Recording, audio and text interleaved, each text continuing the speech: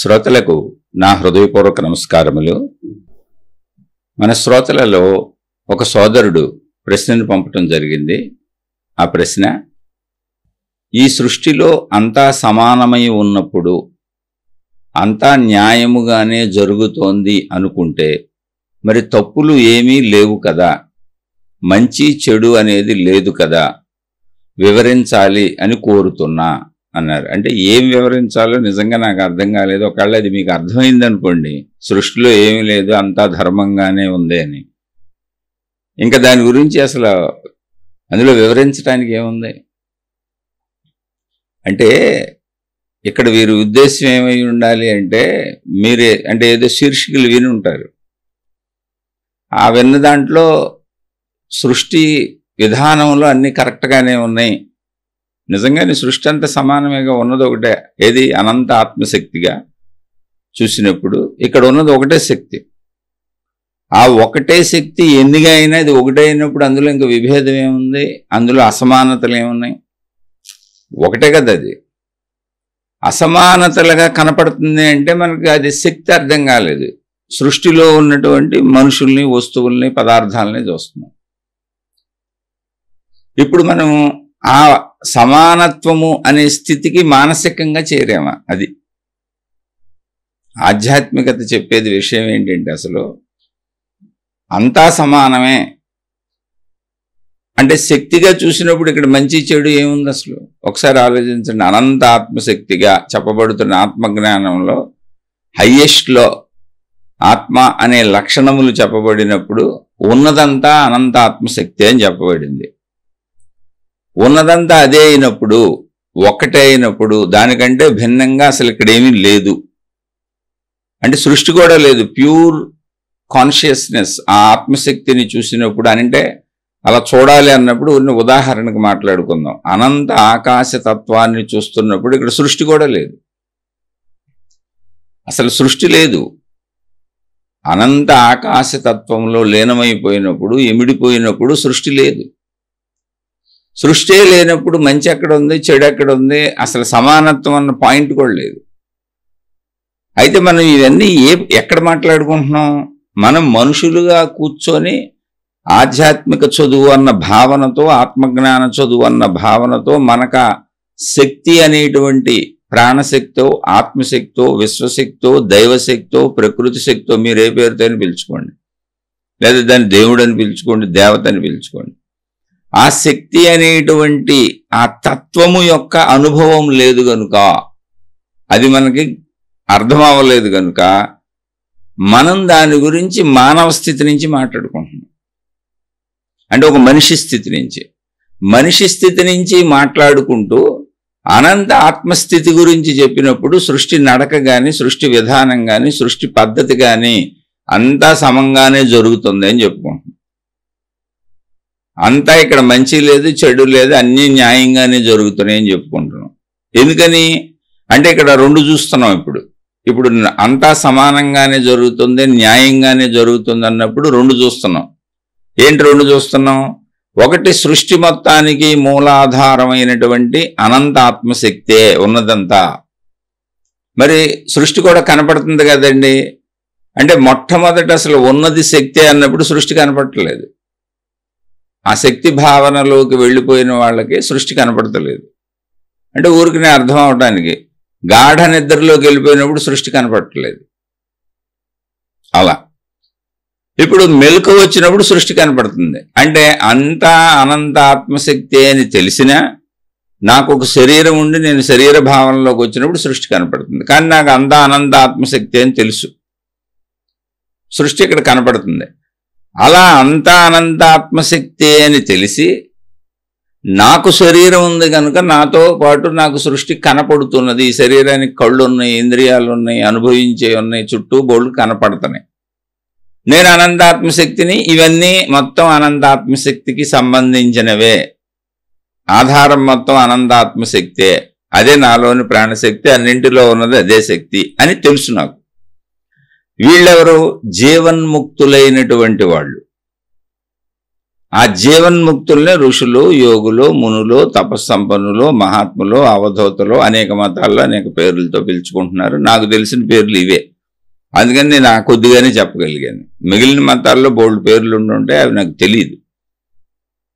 అంటే ఇప్పుడు ఈ విషయం ఎవరు చెబుతున్నారు?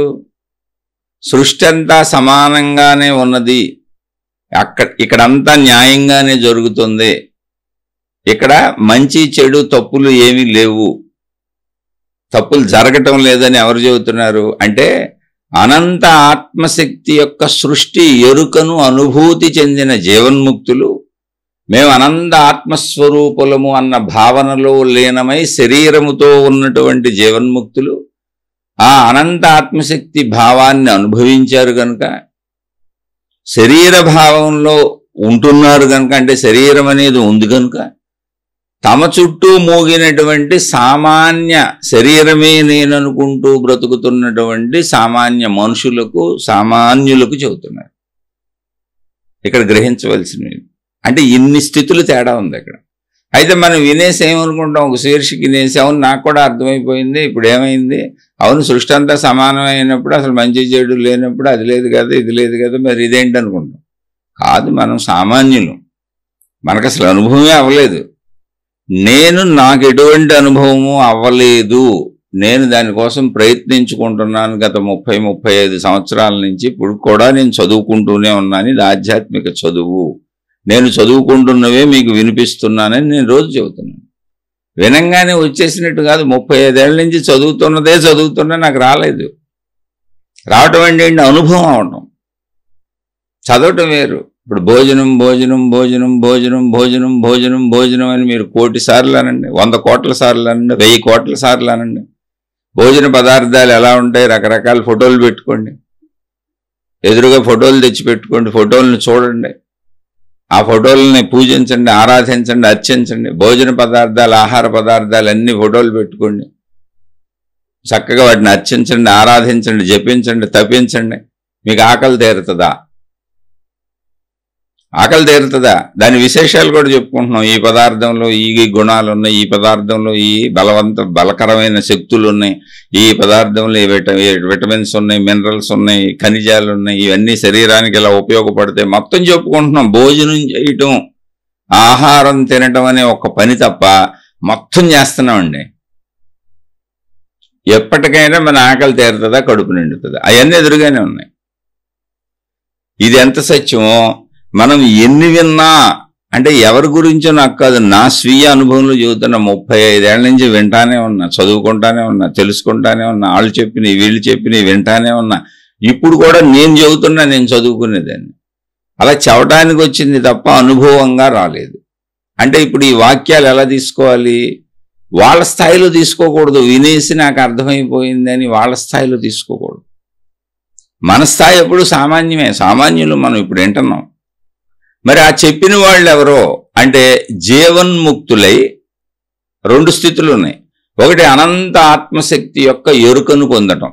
అంటే ఇంకా ఆ ఎరుకను పొందినాక అసలు నేను శరీరం అన్న భావన కూడా లేదు, ఉన్నది ఒకటే అనంత ఆత్మశక్తి. సృష్టి కూడా కనపట్టలేదు, అసలు సృష్టి కూడా లేదు, అక్కడేమీ లేదు, ఉన్నదంతా నేనే.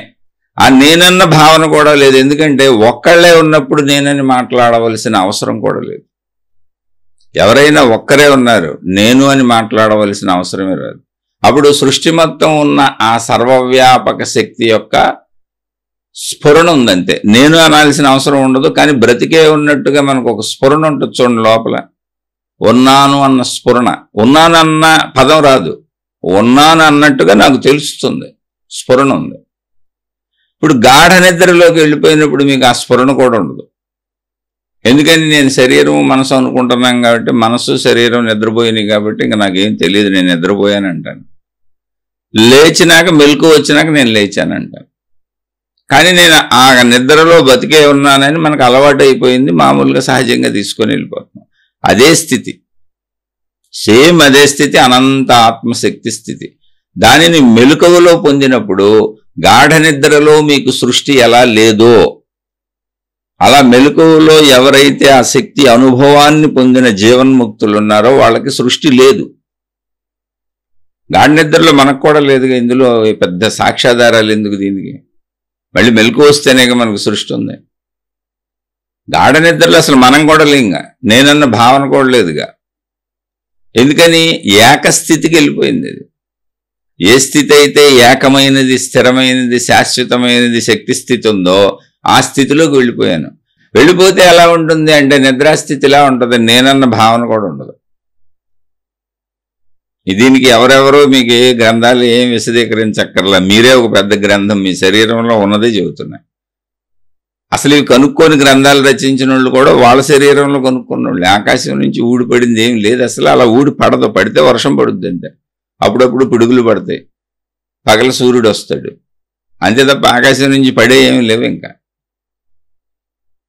ఇప్పుడు దీన్ని సామాన్యులైన మనకి చెప్పారు. ఎవరు చెప్పారంటే ఆ తత్వాన్ని అనుభూతి చెందిన వాళ్ళు చెప్పారు. అనుభూతి చెందినప్పుడు ఎలా ఉంటుంది అనేది మనం సారూప్యత కుదుర్చుకోవాలి. అవి కూడా సారూప్యతలు వాళ్లే చెప్పారు. గాఢ నిద్రా స్థితిలో ఒక సామాన్యుడికి ఎలా ఉంటుందో, అసలు నేనన్న ఎరుకు కాడా లేనటువంటి, సృష్టి లేనటువంటి, ఏ భావన లేనటువంటి ఒక సమస్థితి, అది సమానము. అంటే ఏమీ లేనిపోతేనే సమానం, అక్కడ ఏమీ లేదు, సమస్థితి, ఉన్నదంతా ఒకటే. అప్పుడు దాన్ని సమస్థితి అని కూడా చెప్పక్కర్లా. కానీ ఎవరికి చెబుతున్నారు? తెలియని సామాన్యులకు చెబుతున్నారు. అప్పుడు సామాన్యులకు అర్థమయ్యే భాషా పదాలు ఉపయోగించాలి. ఎందుకని వాళ్ళు అక్కడికి రావాలిగా, పైకి రావాలిగా. ఆ అనుభవాన్ని పొందాలంటే వాళ్ళకి అర్థమయ్యేలా పదజాలాన్ని ఉపయోగిస్తున్నారు. పదజాలం సత్యం కాదు, వాళ్ళ అనుభవాన్ని వ్యక్తీకరించి దానిని అర్థం కాని సామాన్యుడికి చెప్పే ప్రయత్నం చేస్తున్నారు. సామాన్యులకి, సామాన్యురాలకి చెప్పే ప్రయత్నం చేస్తున్నారు. ఎవరా సామాన్యులు? మనమే. అంటే మొదటి స్థితిలో ఉన్నదంతా అనంత ఆత్మశక్తి, నిద్రాస్థితి ఎలా ఉందో అలా ఉంటుంది. ఇప్పుడు మనకి మెలకు వచ్చింది సామాన్యుడికి, సామాన్యురాలికి. సామాన్యులకు మెలకు వచ్చినప్పుడు ఏమనుకుంటున్నాం? నేను ఈ శరీరము, నేను నా మనసు, అది పట్టుకొని ఇంకా పనులు చేసుకుంటూ వెళ్ళిపోతున్నాం. ఇదిగో నావి, నా ఇల్లు, నా కుటుంబం, నా జీవితం, నా సంపదలో ఎదురుగా ప్రపంచం, నాకు కావలసిన అవసరాలు అంతే. మళ్ళీ నిద్ర వచ్చే వరకు ఇదే ప్రయాణంలో ఉంటాం. సింపుల్, రోజు జరిగేది ఇదే. జీవన్ముక్తుడికి మెలకు వచ్చింది అంటే, నేను ఇప్పుడు జీవన్ముక్తుడు శరీర భావనలోకి వచ్చాడు అనుకోండి. ఊరికి జీవన్ముక్తుడు కూడా ఆయనకు తెలుసు అనంత ఆత్మస్థితి, నిద్రపోయింది, మెలకు వచ్చింది అనుకోండి. ఆయన కూడా నిద్ర లేచాడు మనలాగానే. అయితే ఆయనకి ఏం తెలుసు? జీవన్ముక్తుడికి నిద్రపోయినప్పుడు మనకున్న స్థితి ఏదో, మెలకువలో కూడా ఆ స్థితి ఆయనకి తెలుసు. దాన్ని అనుభూతి పొందాడు ఆయన. ఎక్కడ? తనలోనే, తన ప్రాణశక్తిలోకి వెళ్ళాడు, శరీరాన్ని మనసుని దాటి. ఇందులో పెద్ద విశేషం లేదు. ఏదో పెద్ద ఎక్కడి నుంచో ఎవరో వచ్చి అద్భుతంగా మిరకల్స్ చేసి నీకు చూపించాల్సింది లేదు. నీ ప్రాణశక్తి నీ లోపలే ఉంది. కానీ దాన్ని మనం తెలుసుకోలేకపోతున్నాం. అది పెద్ద విషయం. పెద్ద విషయం ఏంటి ఇక్కడ అంటే, మనలోనే ఉన్న ప్రాణశక్తిని మనం తెలుసుకోలేకపోతున్నాం. ఎందుకు తెలుసుకోలేకపోతున్నాము అంటే, మనం తెలుసుకునేది శరీరముతో, పంచేంద్రియాలతో. కానీ ప్రాణశక్తి పంచేంద్రియములకు అందేలా లేదు. పంచేంద్రియాలను నడిపించేది అది. పంచేంద్రియాలను నడిపించేది ప్రాణశక్తి. అంటే ఒక డ్రైవర్ బస్సును నడిపిస్తా ఉన్నాడు. డ్రైవర్కి బస్సు గురించి మొత్తం తెలుస్తుంది, బస్సుకు డ్రైవర్ గురించి ఏం తెలియదు. ఎందుకంటే బస్సు జడ పదార్థం, డ్రైవరు జీవ పదార్థం, దాన్ని నడపగలిగిన శక్తి ఉన్నాడు. అలాగే ఈ శరీరాన్ని, మనసుని నడిపే డ్రైవరు ప్రాణశక్తి. అందుకని మనసు, శరీరము, డ్రైవర్ని ఇప్పటికీ తెలుసుకోలేవు. అయితే ఇక్కడ ఒక చిత్రత ఉంది. తనను తాను తెలుసుకోగలిగిన శక్తి డ్రైవర్కి ఉంది. డ్రైవర్కి తనను తాను తెలుసుగా. డ్రైవర్ తనను తాను ఎందుకు తెలుసుకోలేడు? బస్సు తెలుసుకోలేదు కానీ, బస్సు డ్రైవర్ని తెలుసుకోలేదు కానీ డ్రైవర్ తనను తాను తెలుసుకోలేడా? తెలుసుకోగలడు. కాబట్టి మనం డ్రైవర్ని, ఇప్పుడు డ్రైవర్ ఏంటి మనకి? మనలో ప్రాణశక్తి. బస్సు ఏంటి మనకి? శరీరము, మనస్సు. శరీరము మనస్సు దాటితే నువ్వు నీకు అర్థమవుతావు, ఎందుకంటే నువ్వే డ్రైవర్ కనుక. కానీ మనం దాటి వెళ్ళలేకపోతున్నాంగా. మనమేమనుకుంటున్నాం? అసలు బస్సే నేను అనుకుంటున్నాం. మీకు బస్సు డ్రైవర్ ఉదాహరణ ఇద్దరు ఉంటారు కాబట్టి అర్థమవుద్దని విడిగా చెప్పి, మనం శరీరమే నేను అనుకుంటున్నాం, మనసే నేను అనుకుంటున్నాం, అలా జీవించుకెళ్ళిపోతున్నాం. అందుకని సామాన్యులము. అయితే అదేం తప్పు కాదు, అలాగే జీవించాలి, అసలు అది తప్పే కాదు. కానీ విషయానికి చెబుతున్నా, ఇది అర్థమైంది ఎవరికి సమానము అని అంటే, ఇప్పుడు మనం నిద్రలోంచి మెలకువ రాగానే మనం అంటే సామాన్యులం లేచి మన పనులు చేసుకుంటూ వెళ్ళిపోతున్నాం. మళ్ళీ నేను అన్న భావన మొదలైపోయింది. అక్కడి నుంచి ఈ శరీరం నాదన్న భావన మొదలైపోయింది. ఈ శరీరానికి సంబంధించినవన్నీ నావన్న భావన మొదలైపోయింది. దాంతో ఇంకా ప్రయాణం సాగిపోతుంది. మళ్ళీ రాత్రి నిద్రలోకి వెళ్ళే వరకు ఇలాగే ఉంటుంది. చనిపోయే వరకు మన రొటీన్ జీవితం ఇంతే, సామాన్యుల జీవితం ఇంతే. ఏం చనిపోయే వరకు? శరీరం చనిపోయే వరకు. ఇప్పుడు ఒక జీవన్ముక్తుడికి మెలకువ వచ్చింది. ఆయన కూడా మళ్ళా నిద్రపోయి లేచాడు అనుకుందాం. లేవగానే జీవన్ముక్తుడు నిద్రలో ఏ స్థితిలో ఉన్నాడో లేచినప్పుడు కూడా అదే స్థితిలోకి వచ్చాడు. మరి లేచింది ఏంటి? ఆయన శరీరం లేచింది, ఆయన మనసు లేచింది, లేచానని చెప్పింది. కానీ ఆయనకి మెలకువలో అనుభవాన్ని పొందాడుగా. నేను అనంత ఆత్మశక్తిని, ప్రాణశక్తిని, నాలోనే ఉన్న ప్రాణశక్తిని నేను శరీరాన్ని దాటి మనసును దాటి మెలకువలో అనుభవాన్ని పొందాడుగా. కాబట్టి డ్రైవర్ గురించి డ్రైవర్కి తెలుసు ఆయనకి. ఇప్పుడు నా శరీరము మనసు బస్సు అని తెలుసు ఆయనకి. అంటే ఇప్పుడు మెలకువ వచ్చింది, నిద్రపోయింది అనేది బస్సుకి మనసుకి జరుగుతున్న విషయాలే తప్ప నాకు కాదు అని తెలుసు ఆయనకి.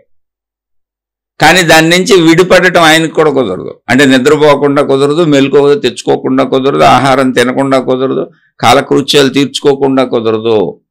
శారీరక కనీస అవసరాలు ఏమున్నాయో అంటే తప్పనిసరి అవసరాలు ఆయన చేయాల్సిందే.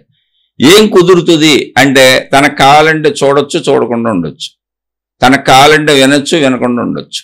తనకు కావాలంటే మాట్లాడొచ్చు, మాట్లాడకుండా ఉండొచ్చు. తనకు కావాలంటే స్త్రీ పురుష శారీరక సంబంధాలు పెట్టుకోవచ్చు, పెట్టుకోకుండా ఉండొచ్చు. ఇలాంటివన్నీ కుదురుతాయి. ఆహారం తినకుండా ఉండటం కుదరదు, గాలి పీల్చకుండా ఉండటం కుదరదు, నీరు తాగకుండా ఉండటం కుదరదు, శరీర శుభ్రత అంటే స్నానపానాదులు చేయకుండా ఉండటం కుదరదు. ఎందుకని శరీరం పాడైపోద్ది దానివల్ల. అందుకని మనం రోజు రకరకాల సబ్బులు మనకు ఇష్టమైనవి తెచ్చి రుద్దుకుంటే ఆయన ఏదో మామూలుగానే దాన్ని శుభ్రపరుచుకుంటాడు. ఎందుకని? కుదరదు లేకపోతే. అంటే శరీర సంబంధిత విషయాలు ఏవైనా కూడా జీవన్ముక్తులకు కూడా శరీరం ఉన్నంత వరకు కొన్ని తప్పవు. అంటే శరీర కనీస అవసరాలు అందరూ తీర్చుకోవాల్సిందే. అయితే ఇప్పుడు వాళ్ళకి అర్థమైంది ఏంటి అంటే నేను అనంత ఆత్మశక్తి స్వరూపుడను, స్వరూపురాలను అన్న భావన కలిగినప్పుడు ఆ భావనలో సమభావన వచ్చేసింది, ఒక సమత్వ భావన. అంటే శరీరముగా నేను ఎలా ఉన్నాను, మనసుగా అదిగో నాకు ఈ శరీర సంబంధిత ప్రాపంచిక సంబంధిత కనపడుతున్న విషయాలన్నీ, అనుభవిస్తున్న విషయాలన్నీ, శరీరాన్ని ఎలా కదుపుకోవాలి, నడుపుకోవాలి అనేటువంటి శరీర సంబంధిత ప్రాపంచిక సంబంధిత జ్ఞాన విషయాలన్నీ, అంటే చెప్పాలంటే బ్రతకడానికి, శరీరం బ్రతకడానికి అవసరమైన విషయాలన్నీ మనసుగా ఉన్నాయి. అది తెలుస్తుంది. కానీ శరీరానికి కనీస అవసరాలే. నేను అనేది మారిపోయింది. ఇంతకుముందు నేను అంటే శరీరం.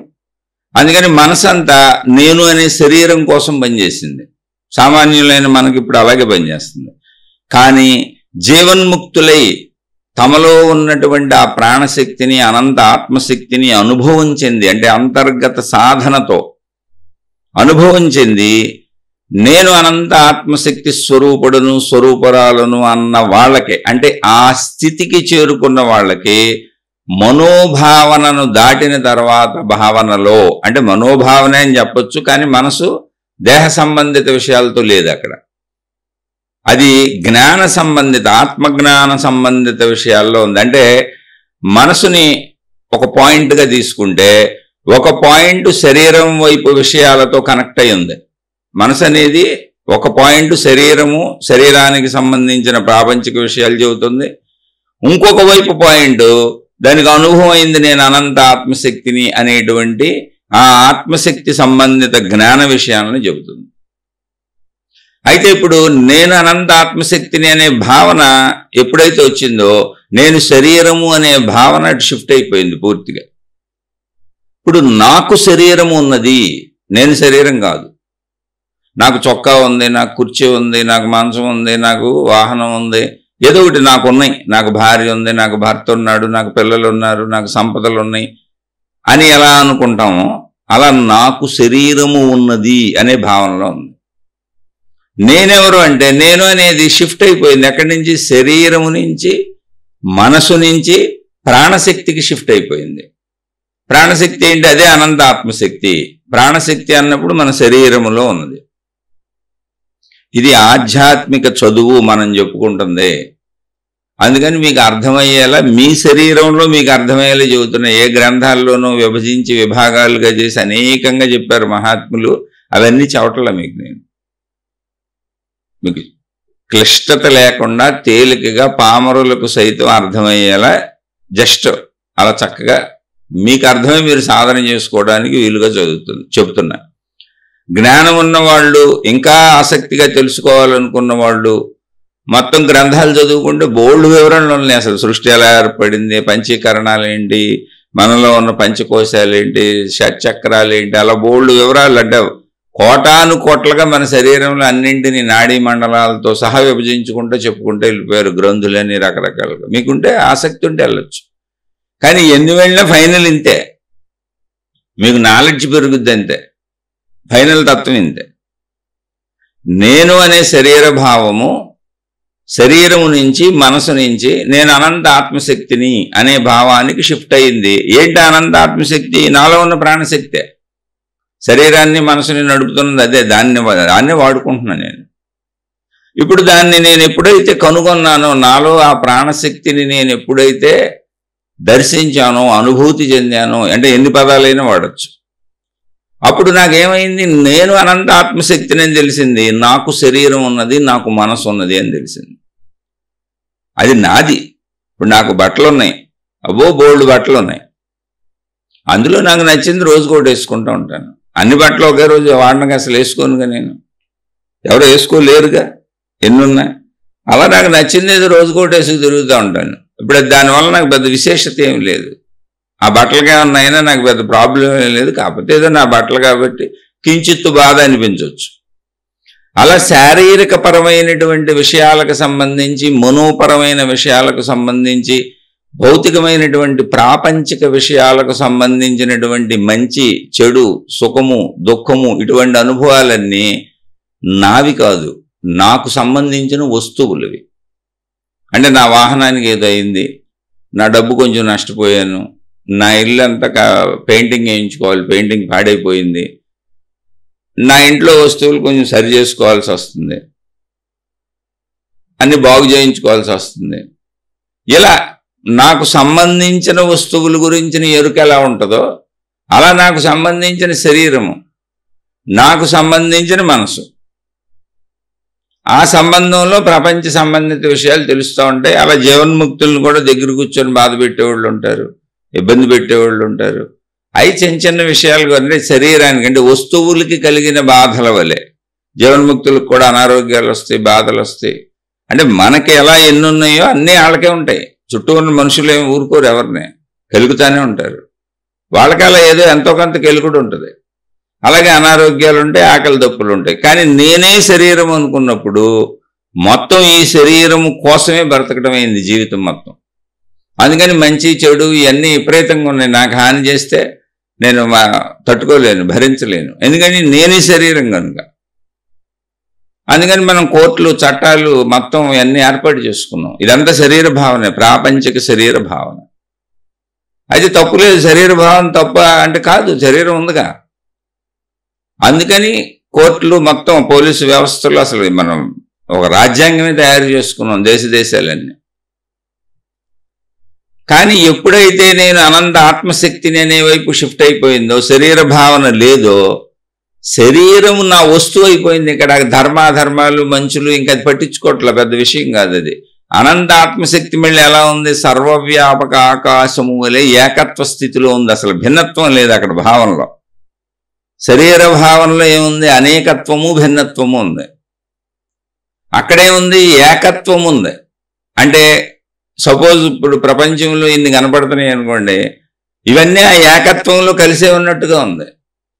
అందుకని అక్కడ మంచులు, చెడులు, తప్పులు పట్టించుకునే అంత భావన అసలు కుదరదు. నాకు లేదుగా భావన. ఇప్పుడు ఒక పసిపిల్లవాడు, చిన్నపిల్లవాడు ఉన్నాడు, అమ్మ పక్కన మంచం మీద ఉందో పసిబిడ్డ. ఇప్పుడు ఆ బిడ్డకి మంచి, చెడు, తప్పు, ఒప్పు, రైటు, ప్రపంచము, పరిస్థితులు, నేరాలు, ఘోరాలు ఇవేం తెలియవుగా. ఏదో జస్ట్ అమ్మింత ఆహారం ఇస్తే కేరింతలు కొట్టుకుంటా నవ్వుకుంటా అక్కడే ఉంటుంది అంతే. జీవన్ముక్తుడు అంతే. తన ఆ స్థితిలో ఉంటాడు. తెలుసుకోవాలని ఆసక్తి ఉండదు, తెలియదు. తెలుసుకోవాలని లేనప్పుడు ఎలా తెలుసుకుంటాడు? చిన్నపిల్లలుగా బిడ్డలకి తెలుసుకునే అవకాశమే లేదు, వాళ్ళ శరీరం ఆ స్థాయిలోనే ఉంది. కానీ జీవన్ముక్తుడు శరీరం తెలుసుకునే స్థితిలో ఉంది, కానీ తెలుసుకోవాలని లోపల భావన లేదు, ఏకత్వ భావన ఉంది. మనసు శరీరం ఎంతవరకు పనిచేస్తున్నాయి అంటే ప్రకృతి సూత్రాలకు పనిచేస్తున్నాయి, అంటే కాలకృత్యాలు, సహజ ఆకలి, అంతవరకే శరీరం ఉండటానికి. అందుకని ఈ స్థితులు, వీటిని మనం ఇప్పుడు ఒక చిన్న స్పీచ్లో చెప్పేసుకొని, ఒక పుస్తకం చదివేసుకొని, లేదా ఎవరో మహానుభావుడి చెప్పి నేనేసి ఇక్కడ ఏమీ లేదు, అంతా సమత్వమే, అసలు మంచి లేదు చెడు లేదు అంటే వినటానికి బాగుంది, ఆత్మజ్ఞానం వినటానికి అర్థమవుతుంది. కానీ సాధన చేయటానికి, ఆ స్థితిని పొందటానికి అసలు ఈ జన్మ సరిపోద్దా, ఎన్ని జన్మలు పడితే తెలియదు. నాకైతే 35 ఏళ్ళ నుంచి ఇలా చెప్పటమే వచ్చింది. ఊరికి నేను చెప్పేంత అర్థమైంది అంతే, అంతకుమించి నాకు అసలు అనుభవం ఏమి రాలేదు. క్లిస్టల్ క్లియర్గా. ఒకవేళ నేను మరి అంత సాధన చేయలేని అసమర్థుడినో, ఎవరికైనా తొందరగా వస్తుందో నాకు తెలియదు. నాకు తెలిసిందే చెప్పగలను కదా. కాబట్టి వినటం అర్థమైపోవటం అనుకోబాకండి. అసలు వినటం అర్థం అవడమే కాదు, వినటము అనేది ఒకటి ఉందని తెలుసుకున్నాం అంతే మనం. ఇప్పుడు అనేక మంది మహాత్ముల జీవిత చరిత్రలో గమనిస్తే అక్కడక్కడ ఉదాహరణకు చెప్పుకుందాం. ఇప్పుడు సమభావన వచ్చినప్పుడు తప్పులు ఒప్పులు, మంచి చెడు లేదు అనే భావన ఒకటి వస్తుంది, ఏకత్వ భావన. కానీ మనుషులు కనపడరా? కనపడతారు. దీన్ని ఒకసారి మహాత్ముల చరిత్రలు ఎక్కడన్నా దీనికి సంబంధించినవి తగులుతాయి అని చూస్తే, అంటే నాకు తెలిసినవి చెప్పగలను నేను, మిగిలిన మహాత్ములు నాకు తెలియదు కదా, చెప్పలేను. అది నేను చెబుతున్నాను, నాకు వీళ్ళే ఇష్టమని మిగిలిన వాళ్ళు ఇష్టం లేదని అనుకోబాకండి. అసలు ఆత్మలో అనంత ఆత్మ మార్గం అనే విధానంలో, ఆత్మజ్ఞానంలో అందరూ అందులో విడిపోయి ఉంటారు. కానీ ఒక పరిమితి శరీరంతో ఉన్న నేను ఎన్ని తెలుసుకుంటాను, నాకు అవసరమైనంత తెలుసుకున్నాను, ఆ తెలుసుకున్న పరిమితిలో చెబుతున్నాను. మిగిలిన మహానుభావులు ఎంతోమంది ఉండొచ్చు, ఎన్నో మతాలలో. ఇక్కడ ఇప్పుడు రమణ మహర్షి అనేటువంటి ఆయన చిన్నతనం నుంచి, అంటే ఆయన ఎక్స్పోజ్ అయిన కానీ చేయని ఫలానా అని ఎవరో ఒక బాలుడు వచ్చి ఇక్కడ కూర్చున్నాడు అని అరుణాచలంలో ఆయన కూర్చున్న కాడి నుంచి ఆయన ఎప్పుడు నేను అనంతాత్మస్వరూపుడిని అని చెబుతున్నాడు. ఆయనకి అసలు పేరు లేదు. ఇప్పుడు ఆయనకు భగవాన్ రమణ మహర్షి అని ఎవరో పేరు పెట్టారు, అలా పిలవండి ఆయన్ని. అంతకుముందు ఎవరో బాల సన్యాసి అన్నారు, యువ సన్యాసి అన్నారు, మౌన సన్యాసి అన్నారు, అనేక రకాల పేర్లతో పిలుచుకున్నారు. ఎందుకంటే ఆయన మాట్లాడేవాళ్ళు కూడా కాదు. అంటే మీకు విషయం తెలియడానికి ఆసక్తి ఉన్నవాళ్ళు చక్కగా రమణ మహర్షి పుస్తకాలు చదువుకోండి, దొరుకుతాయి. ఒక సన్నివేశం అందులో చూస్తే, తర్వాత రమణ మహర్షి చిన్న ఆశ్రమం ఏర్పడింది అంటే ఇవన్నీ భక్తులు చేసినవి, అసలు ఆయనకి ఏది సంబంధం లేదు. ఆయన ఉండటం కోసం స్లోగా వసతులు, ఆయనకి ప్రమాదం లేకుండా, పురుగు పుట్రాయి లేకుండా ఆయన ఎక్కడ పడితే అక్కడ ఉండేవాళ్ళు. అనేక ఇబ్బందులకు గురయ్యేవాళ్ళు, పురుగు పుట్ర కొడతా ఉండేవి, రక్తాలు కారిపోతుండేవి. అయినా ఆయన తన అంతరంగ స్థితిలో లోపల లీనమైపోయి ఉండేవాళ్ళు. శరీర భావం చాలా తక్కువ ఉండేది, తెలిసేది కాదు. ఆకలికి కూడా ఆయన ప్రయత్నించేవాళ్ళు కాదు.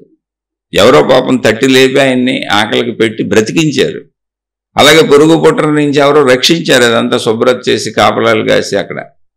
అదే ఆ బుద్ధి ప్రకృతి ఎవరికి పుట్టించిందో మనకు తెలీదు.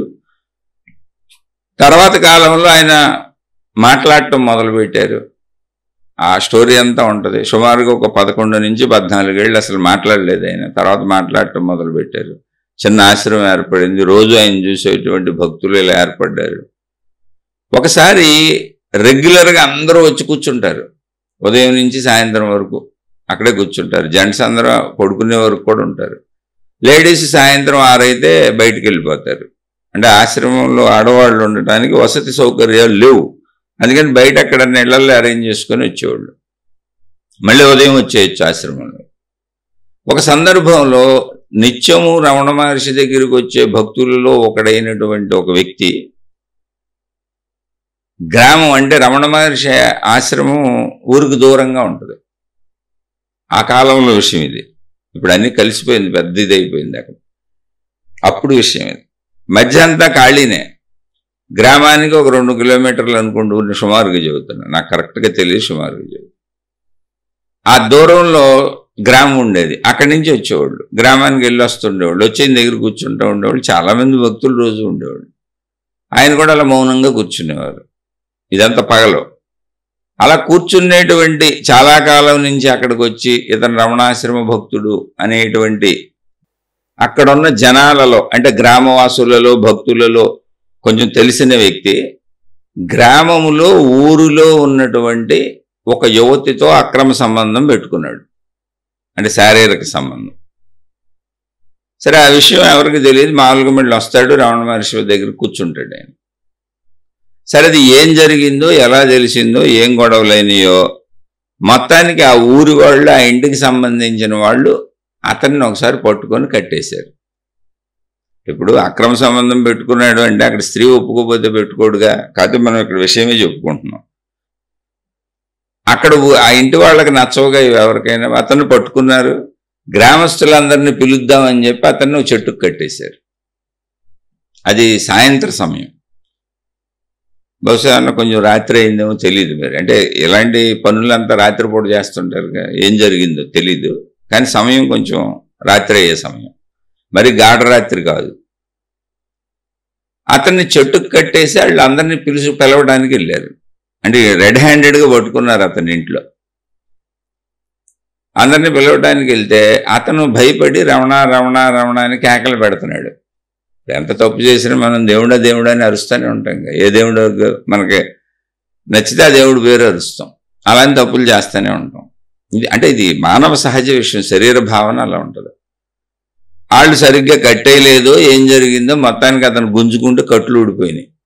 అంతే, అక్కడి నుంచి ఇంకా పరిగెత్తుకుంటా రమణాశ్రమానికి పరిగెత్తేసాడు. ఈ మధ్యలో 2 కిలోమీటర్లు ఎక్కడా ఆగల. జనం వెనకబడ్డారు, ఎదురు కొంచెం ముందు పరిగెత్తేసాడు.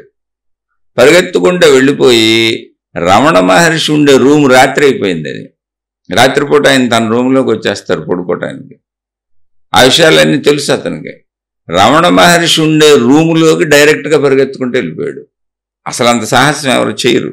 అందరూ బయట హాల్లో కూర్చుంటారు, ఆయన కూడా బయటకు వచ్చి హాల్లో కూర్చుంటారు. ఆయన రూమ్లోకి ఎవరు వెళ్ళరు, ఎప్పుడన్నా రూమ్ శుభ్రం చేసేవాళ్ళు తప్ప. అలాంటిది ఆ రూమ్లోకి పరిగెత్తుకు వెళ్ళిపోయాడు. చెమటలు పెట్టేసి భయపడిపోతున్నాడు, అదిరిపోతున్నాడు. లోపల రమణ మహర్షి ఉన్నారు, చూశారు అతన్ని. అసలు ఆయన ఏంటని కూడా అడగల. అతను కంగారు పడుతూ నుంచున్నాడు. ఏమన్నా అడిగితే చెప్పేవాడేమో తెలీదు. ఆయన ఏం అడగల, మెదలకుండా ఆయన తన రూమ్ తలుపులు తీసున్నాయి, వెళ్ళిపోయి రూమ్ తలుపులు వేసేసి గడేసేసి కంగారు పడుకు నేనున్నాను, ధైర్యంగా ఉండు, ఇక్కడే ఉండు, కూర్చో అని చెప్పారు. కంగారు పడక అంతే ఆయన చెప్పింది. ఏం జరిగింది అసలు అడగల ఆయన. సరే, అతను ప్రశాంతంగా ఉన్నాడు. ఆయన తలుపులు వేసారు, గడేసారు. అతని వెనక పరిగెత్తుకుంటూ వచ్చినటువంటి ఊరు వాళ్ళు కర్రలు పట్టుకుని పరిగెత్తుకొచ్చిన వాళ్ళు రమణాశ్రమంలోకి వెళ్ళడం, రమణ మహర్షి రూమ్లోకి వెళ్ళడం చూసి వాళ్ళు ఆగిపోయారు. ఎందుకంటే మహర్షి మీద గౌరవం ఎప్పటి నుంచో, చాలా సంవత్సరాల నుంచి ఉన్నారు. ఆగిపోయి బాగోదు లేదు రమణ మహర్షి ఆశ్రమం మీదకి మనం ఇలా వెళ్ళటం అని వాళ్ళందరూ అక్కడ ఆగిపోయి కొంతమంది వెళ్ళి రమణ మహర్షి ఆశ్రమాన్ని నిర్వహించేటువంటి పెద్దలకు విషయం అంతా చెప్పి అతను ఇలా చేశాడు, అది ఇది అని చెప్పి కొంచెం అక్కడ గొడవ చేశారు. వాళ్ళు మేము అన్నీ చూస్తాం, అతన్ని పంపించేస్తాం, మీరు కంగారు పడకండి, అది ఇది అని చెప్పి వాళ్ళని సర్ది చెప్పి వెనక్కి పంపించేశారు. మరుసటి రోజు ఉదయం రమణ మహర్షి అతన్ని బయటకు వదిలేరు. రాత్రి అంతా తన దగ్గర ఉంచుకున్నారు ఆ రూమ్లోనే.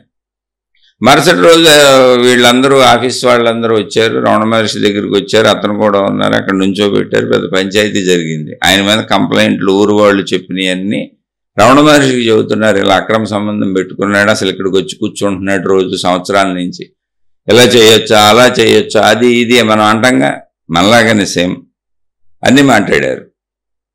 రమణ భగవానులు వింటున్నారు అంతే, అందరూ చెప్పడం అయిపోయింది. ఇంకా ఈయన్ని పంపించేస్తే బాగుంటుంది, అది ఇది అని ఫైనల్ రమణ మహర్షి నిర్ణయం కోసం వాళ్ళు చెప్పాల్సిందంతా చెప్పి చాలామంది నుంచొని చూస్తున్నారు. మొత్తానికి అందరూ ఇతను తప్పు అనే దాంట్లో ఏకగ్రీవంగా ఉన్నారు. అప్పుడు రమణ భగవానులు ఇతని వైపు తిరిగి, ఎవరు ఈ తప్పు చేసిన వ్యక్తి వైపు తిరిగి చిరునవ్వు నవ్వి, చూసావా నువ్వు ఎంత అమాయకుడువో, నువ్వు అప్పుడే దొరికిపోయావు, తొందరగా దొరికిపోయావు, వీళ్ళందరూ ఇంకెవరో తొందరగా దొరకలేదు అన్నారు.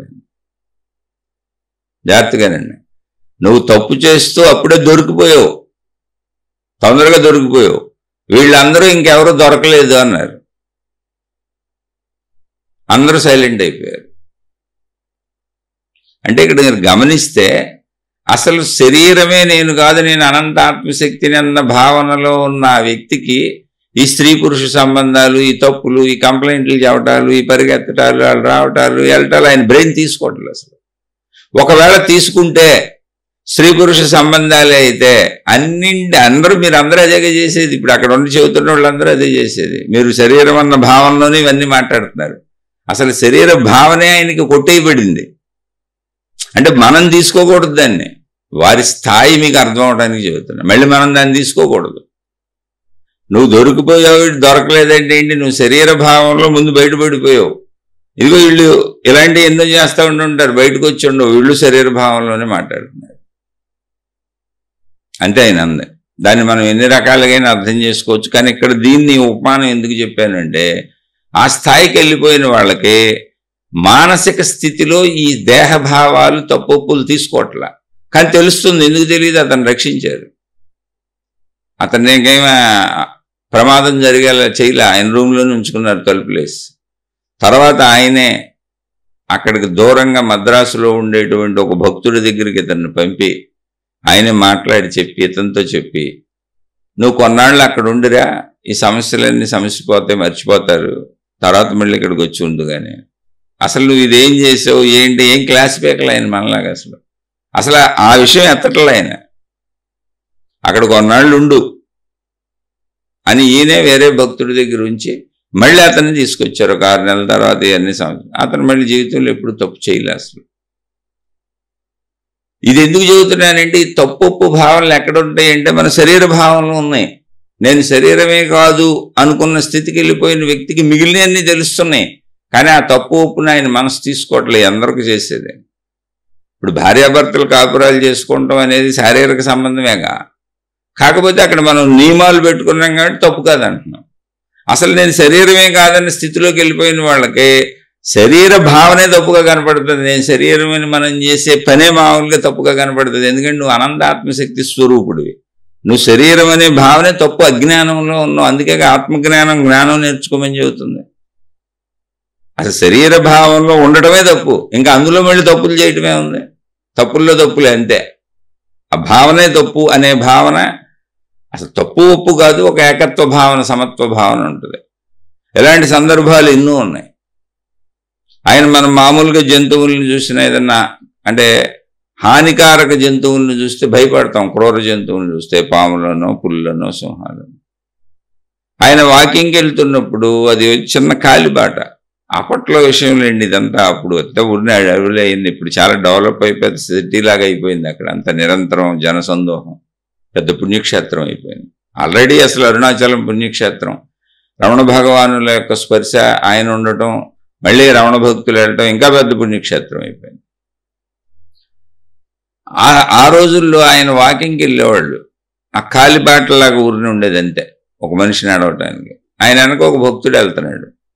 ఎదురుగా ఒక పులి వచ్చింది. అదే కాలిబాటలో ఎదురువైపు నుంచి వస్తుంది. అది ఈయన అటు వెళ్తున్నారు. అదేంటి కొండ ప్రాంతం, తిరుగుతూ ఉండేది, అడవిలాగానే ఉంటుంది ఊరిని కాలిబాట.